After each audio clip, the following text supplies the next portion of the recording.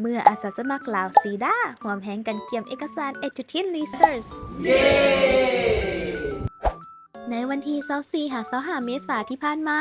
ที่ห้องการลาวซีดามีบรรยากาศคึกคืนเป็นพิเศษ เพราะอาสาสมัครวัยหนุ่มได้ร่วมกันเตรียมเอกสาร Edutin เพื่อให้ไปถึงมือของน้องๆนักเรียนในฟรีแขวงเป้าหมาย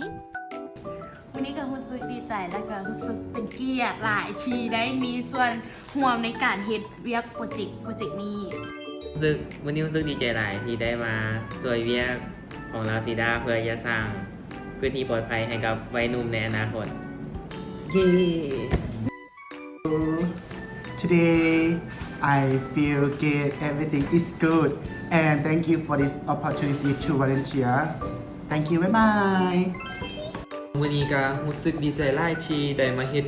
เวียกร่วมกันกับหมู่เพื่อนหลายๆคนแล้วก็รู้สึกเป็นเกียรตินั่นแหละที่ได้มา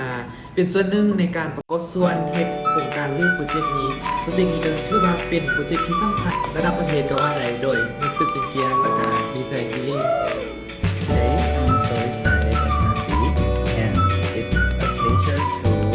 work and assist everyone this time. เพราะวัยหนุ่มมีพลังแห่งการเปลี่ยนแปลงขอขอบใจอาสาส